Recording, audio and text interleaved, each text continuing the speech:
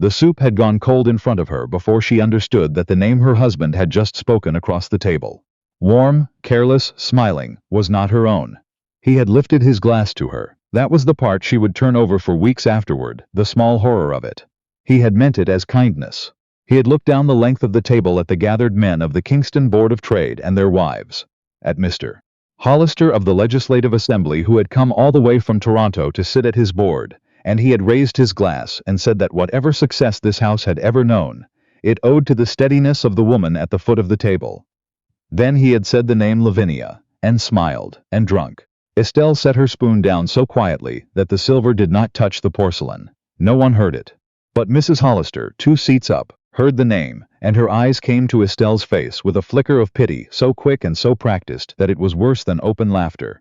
The young woman beside her, a niece, visiting, did not catch the error at all and went on eating.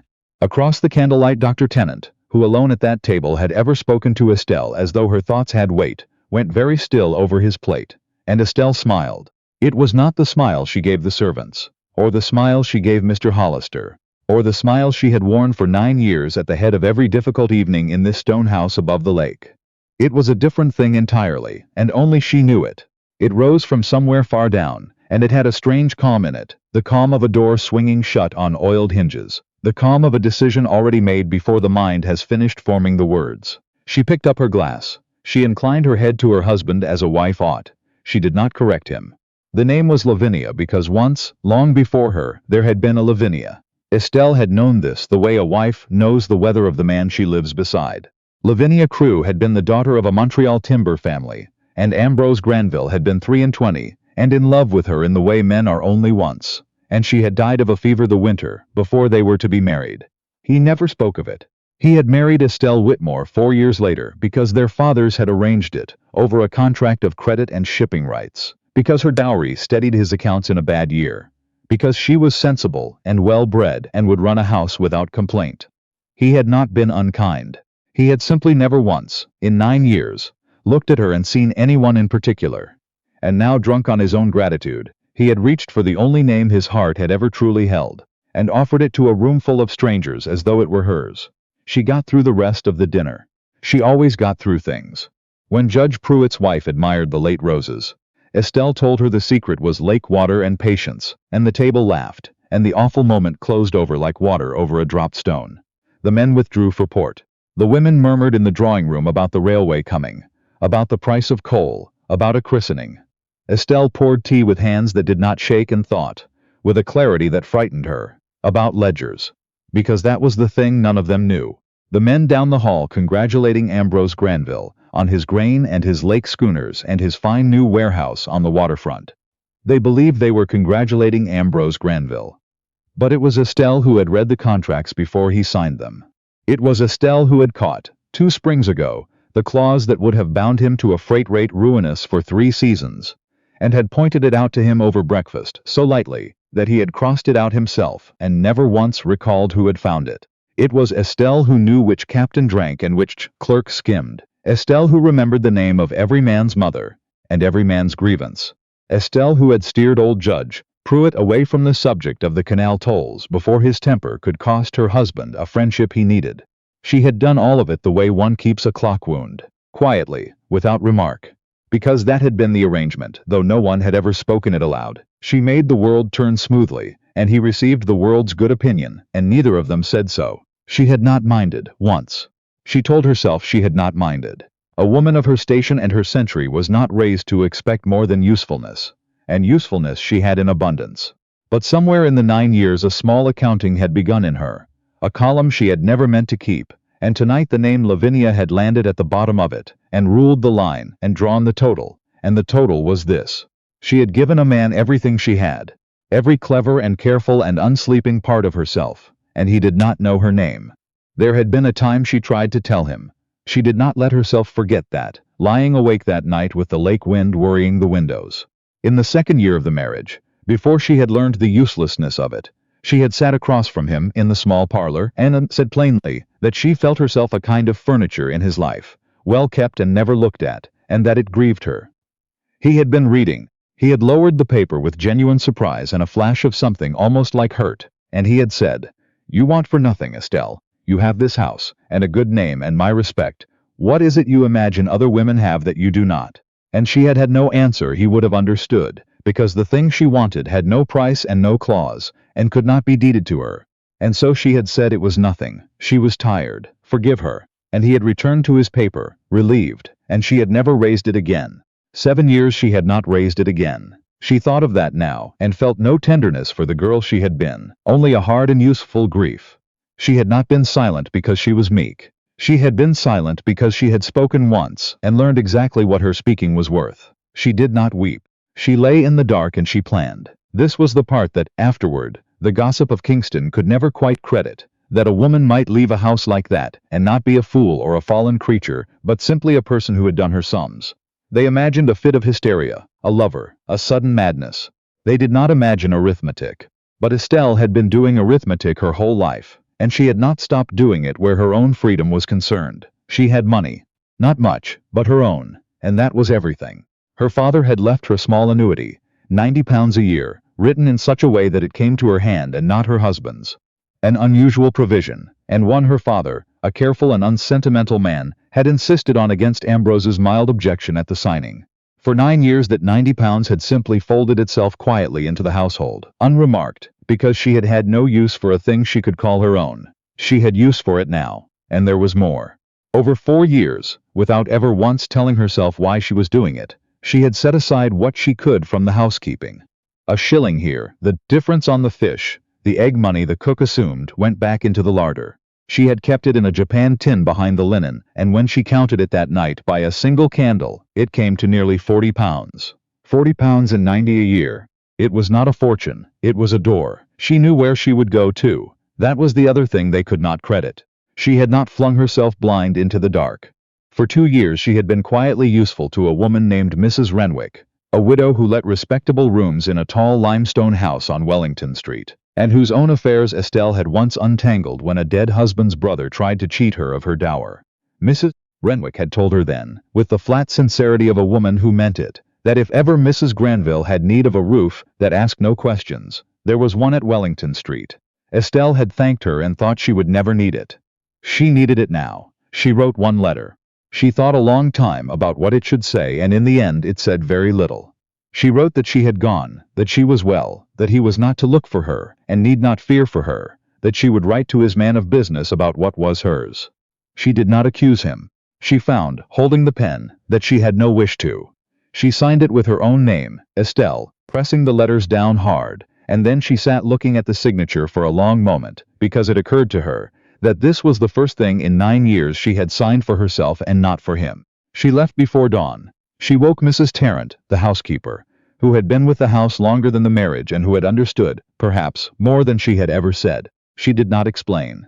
She asked Mrs. Tarrant to send her trunk to Wellington Street in the afternoon, when the family marketing was done, and no one would remark a cart, and she took with her only a single valise and the tin of money and her father's annuity papers.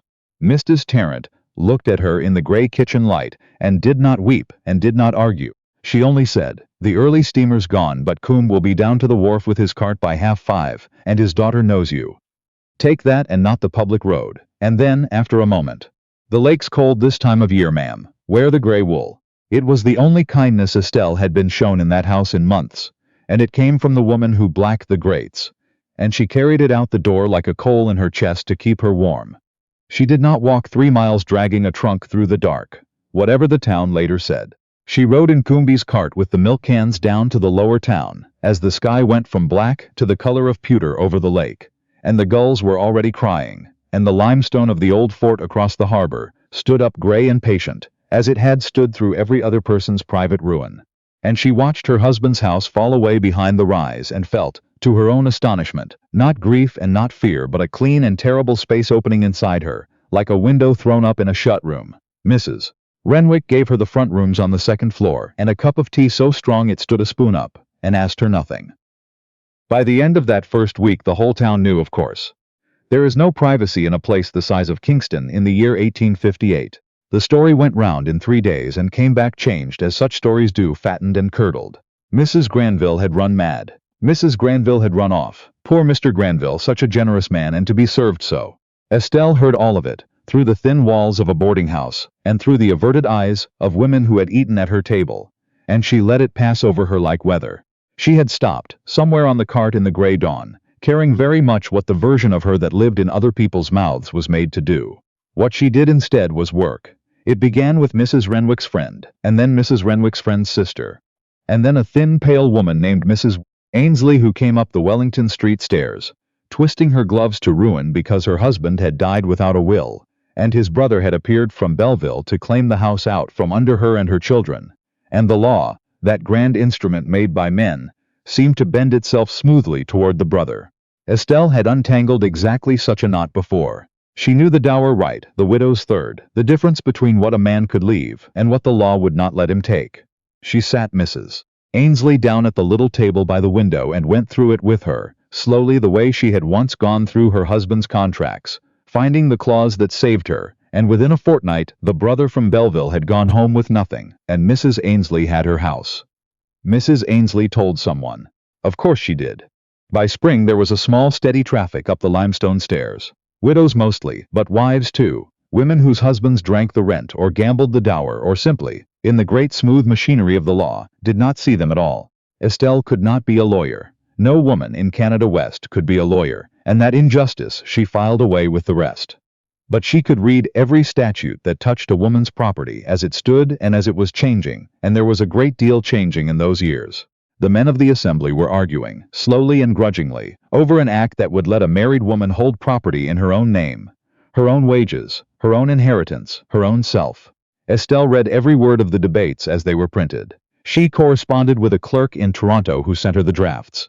She learned the law better than half the men who would vote on it, because she had a reason to learn it that they would never have. She had been, herself, the thing the law could not see. She made a little money at it, too, which mattered. Not charity.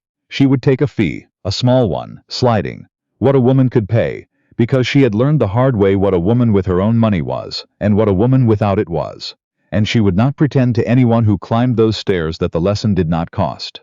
A woman needs money she can put her own hand on, she told them, all of them, everyone, not a husband's goodness, not a brother's, money that walks when you walk. She said it so often that Mrs. Renwick took to mouthing it along behind her in the kitchen, and they would both laugh, and it was the first time in a decade Estelle could remember laughing in a house she lived in. She did not know, through that first winter and spring, what her husband was doing. She did not, at first, let herself wonder. But the town being what it was, she heard things anyway, the way one hears the lake at night without listening for it. She heard that Mr. Granville had not, after the first week, made any great noise. That surprised her, and she would not look at why it surprised her.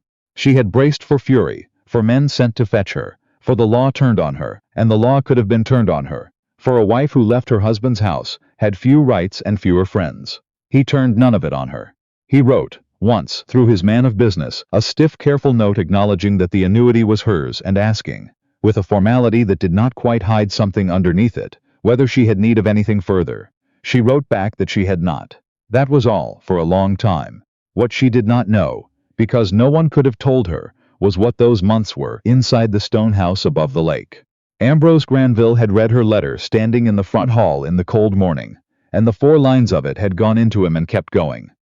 Down past the place where his pride lived, down to somewhere older and quieter that he had not visited in years. His first feeling, he was ashamed to remember later, was not grief but inconvenience.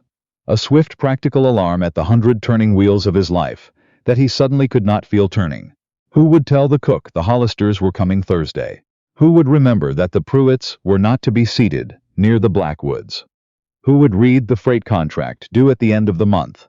The house, within a week, began to come apart at exactly the seams she had spent 9 years sewing shut, and he stood in the middle of it and understood, slowly and with a dawning horror, that he had never once known how much of his life was carried in a pair of hands he had not bothered to look at. He could have hired it done. He had the money. A man can hire a steward, and a hostess, and a clerk. He began to, and stopped because some nights in the emptying house he was visited by the one thing he could not hire away, which was the memory of his own voice raising a glass and saying that name, Lavinia. He had not even known he had said it until the silence afterward told him. He turned it over 100 times in the dark, and what undid him was not that he had said it, but that it had come out of him so easily. that the name attached to the woman who had run his whole world for 9 years had grown so faint in him that another name, a dead name, an old grief's name, had risen to her place without his even feeling the substitution. He had not stopped loving Lavinia Crewe, but he had also never started seeing the woman he had married, and the two facts sat in him side by side, and he could not get past the second one. It was Dr. Tennant who finally spoke of it to him, because Dr. Tennant was his oldest friend and the only man in Kingston with the standing and the bluntness to do it. They were walking down by the harbor in the thin light of an April evening, and the doctor said, without preamble, in the flat way of a man who has decided to say a thing and be done with it, that Mrs. Granville was making something of herself on Wellington Street, that she had become rather well known among the women of the town, that she understood the property law better than any man Tennant had spoken to, and that the half of Kingston who had laughed at her in the autumn was beginning, quietly, to be a little afraid of her, in the way people are afraid of someone who has stopped needing their good opinion. And Tennant said one more thing.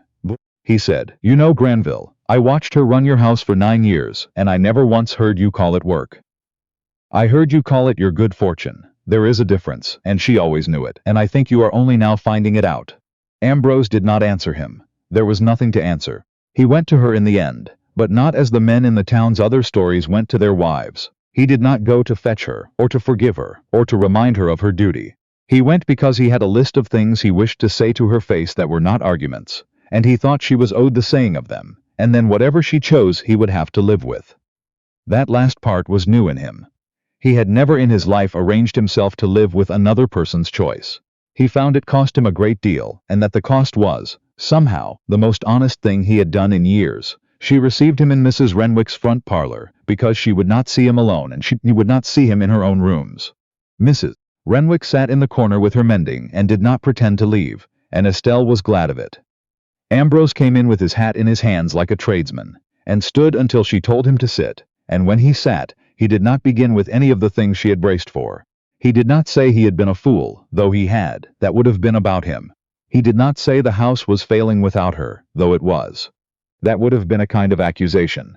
He sat with his hat in his hands and he looked at her, plainly, in a way she could not remember him ever doing across 9 years of dinners, and he said that he had come to tell her some things, and that none of them were meant to move her, only to be true, and that she might stop him whenever she wished.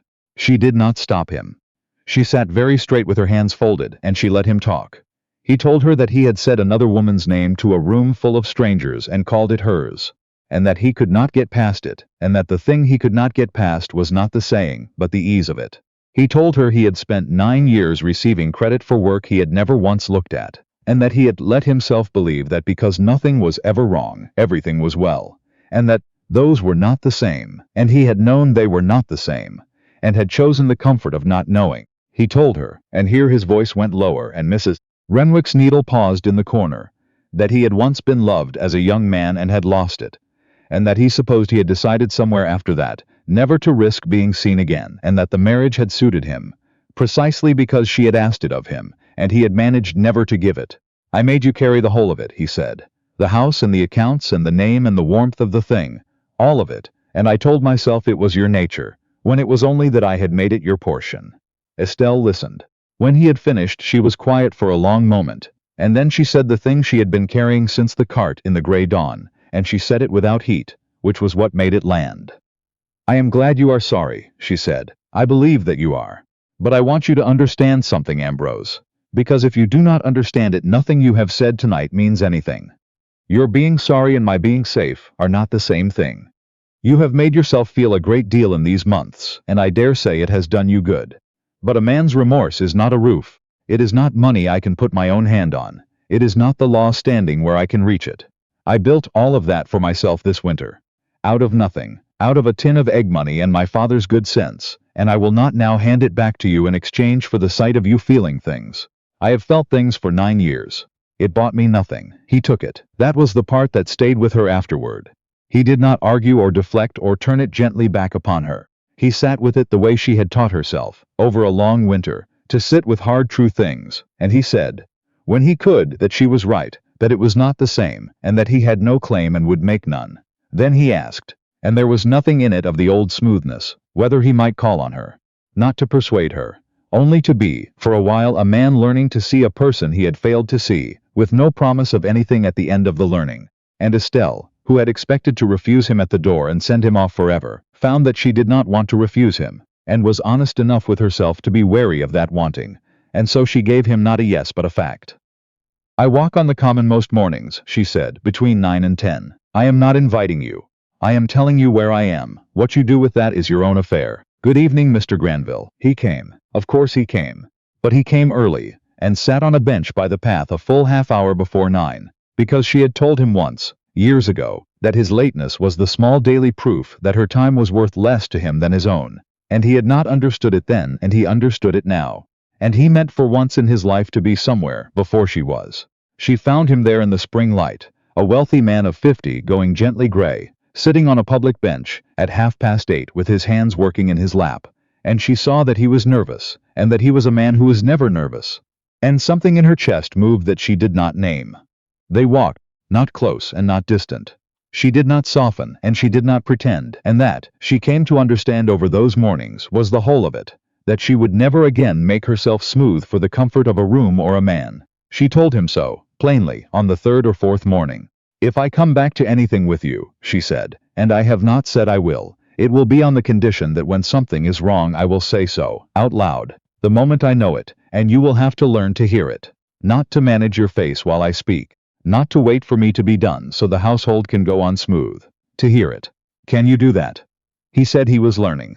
He said he would keep learning, that he had no other ambition left worth the name, and she said nothing, but she did not stop walking with him, and that was its own answer, and they both knew it. The act came before the assembly in the late winter of the next year, the one that would let a married woman in Canada West own what was hers. Her wages, her property, her inheritance. As a person and not as a fixture of her husband. There was a public meeting in the town hall, in Kingston the week it was read, with a member down from Toronto, to speak in its favor, and a great many men in the room who did not favor it at all. And Estelle Granville sat in the fourth row, with her notes on her knee, because she had been asked to put a question to the speaker by the very women who had once watched her run a house, and could not now imagine her doing anything else. When the floor opened she stood.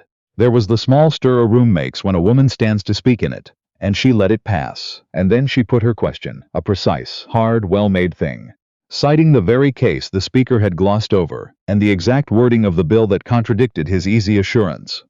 And the room went quiet in the particular way a room goes quiet, when a question is plainly better than the speech that prompted it. The speaker answered. She answered him back. He conceded a point, the room murmured. And a man near the front leaned to the gentleman beside him, and asked, not as quietly as he believed, "Who is that?" Before his neighbor could shrug, a voice came from 3 rows back, clear and unhurried and entirely without apology. "That is Mrs. Estelle Granville," said Ambrose Granville. "She has done more for the property rights of the women of this town than any man in this room. There is no one here who understands the dower law as she does." The man turned, recognized him, and gave the small startled nod of a person rearranging what he had assumed. Estelle, 4 rows on, heard every word of it. She did not turn at once. She let it settle, let it move through her slowly, the way a thing moves through a person who has waited a long time for it, and had almost stopped believing it would come. Then she turned her head just enough. He was looking at her, not down a table at a useful silence, not over a glass at a name he had borrowed from the dead, at her fully, with the whole of his attention and nothing held back and nothing performed. The look of a man who saw the woman in front of him and at last knew exactly who she was. And Estelle Granville smiled. It was not the smile she had given the cold soup and the candlelight a year and a half before, the door swinging shut, the composed surrender of a woman who had decided to leave. It was not the careful smile of 9 years of making everything turn without credit. It was the smile of a woman who had walked out of a fine house before dawn, with 1 valise, and a tin of egg money, and her own name, who had built something true on a flight of limestone stairs, out of nothing but her own good sense and other women's need of it, who had said her terms plainly, and watched a man choose, with his eyes open, and nothing to gain by it but the truth, to meet her on her own ground at last.